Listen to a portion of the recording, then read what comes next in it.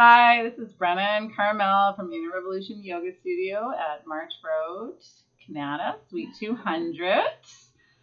So, Hi. how are you? Good. How are you? Good.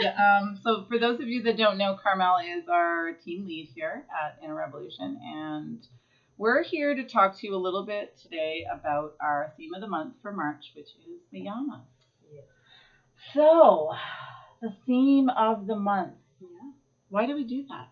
Why do we do themes? Yeah. To help unify our classes, I think, for every month. Make sure we're, that our students are getting a little bit more out of their practice than just the Asana postures, which is really a primary focus of yoga in the West. Yeah. And that's my understanding. Yeah, and it's about taking yoga off the mat. So yeah, totally. How can you bring yoga into your life off the mat? So from the postures, we kind of bring themes in to see maybe you like it, maybe you don't, maybe you want to hear more about it and do your own research. Yeah. It's really up to you on how you want to explore that or not explore it. Yeah, it's always an invitation for them to take it home or leave it on their mat, leave it here, right? Right. Yeah. So what are the Yamas? The Yamas are part of the Patanjali's Eightfold Path. And in yoga, this is kind of the path. And the Yamas are a part of the path of kind of behaviors or activities that we should avoid. And there are 5 of them. The second one is truthfulness. We don't want to avoid truthfulness. No, we don't want to. So, okay. Sorry. So you're right. So some of the behaviors we want to avoid, and some of them we want to practice. Yeah. For example, and I think they also say for Satya, they also say not lying. So it can also be there's an avoidance. Yeah, for sure. That makes sense. But we put it as truthful. Yeah, it's our interaction with the environment, right? The Yamas are about us in a space with other people and how we want to operate. Right. So ideally. So Satya just means speaking the truth. So what is your internal truth? What do you want to speak to others? How do you want to be spoken to? Those kinds of things, in my understanding, is what Satya is about. Yeah, for sure. And honoring your inner truth for sure, and what another person's truth might be, which could be different from yours. It's, for sure. That's Awesome. What other one you want to tackle? The first one's a classic, right? Okay. And it's so important as it is the first Yama, which is the first of the 8 limbs. It's number one. Number one right here. And so how do you say it? Ahimsa. And that's what I say. Yeah, that's how I say it. Okay. And that's non-violence, but it can also be interpreted as compassion, caring, and so on. And I know what I remember talking about in my training was that ahimsa is often the reason why a lot of yogis are vegetarian or vegan, because they see that as non-harming, non-violent, to not eat animals. But what my teacher was so great, she said, but what if it's harmful to you to not eat animals, right? If nutritionally you need it or whatever. So it was a real puzzler. We all were like, yeah, so true, I think a lot of yogis think they have to be vegetarian or vegan, but it's really practice ahimsa. Is it non-harming to you to live that way? Answer that truthfully with Satya. Yeah. Good. Oh, use both. And there's such great kind of tools to use as you wish. Use what works for you and what feels right for you. You never have to be pressured to do one or the other, because you find your own path, right? And you pull together these pieces. Yeah. So the next one, asteya, non-stealing. So non-stealing, in my understanding, is not taking things that we don't need, or almost like, there is a non-excess one, but if we don't need it, we don't need to take it. Or also, if we have someone in our life that we really want to be like them and we like their energy, we don't steal their energy. We don't try to put them down to get that energy that they have. So non-stealing can be not just the physical act of stealing, but stealing of someone's energy or someone's time.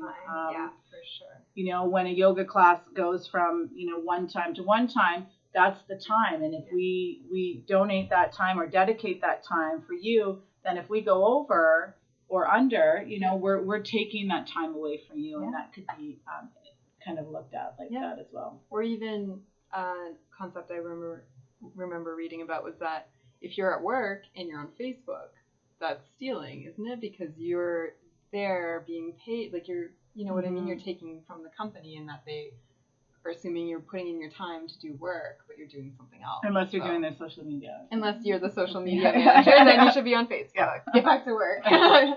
Stop writing emails. Yeah. The next one. Do you want to sound that one out? So these are Sanskrit. So this is hard. Sanskrit is the hardest language to learn. So no judgment. I'm committing to this. I'm going to say Brahmacharya, but it might be Charya. I say Brahmachara. So it could be it. I don't know. We don't know. We gotta look up like. Yeah, we gotta Google Sanskrit and then here's it. Call a guru, be like, help us. Oh, sorry, now we're off topic. And that's non-excess. Yeah. Yeah, and that I remember in training, my journaling, I knew that I was excessive with my Netflix watching, and that was what I chose as my study, self-study. Mm-hmm. And so I practiced cutting that down, you know. And that can really be applied in we live in a world of excess. Yeah, for sure. And everything is just too much. Mm-hmm. And one of the ways I practice Brahmachara is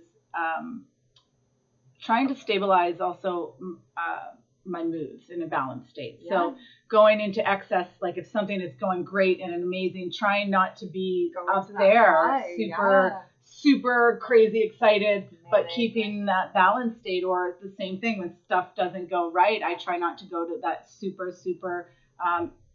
excess negative energy. I try to keep a balanced state. That's beautiful. That's a really great interpretation of that. That's kind of where I've kind of found my Yama in that. I love that. And that affects your environment too, right? If people can rely on you to be that level-headed middle ground, you know? Yeah, with a yoga practice every day and a meditation. It's a must. Oh, and that's, the Yamas are constant work. Yeah.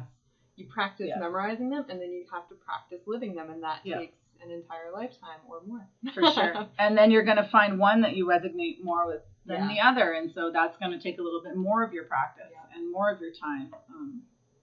It's great. Do you want to do the last one? Sure. Okay, last one. So there's 5. The 5th one is aparigraha. Graha? Let's say it Yeah, that sounded good to me. And that's non-possessiveness or non-greed, or I've also seen non-coveting. So I've interpreted that as not taking more than you need, which, does connect to asteya, non-stealing. Mm-hmm.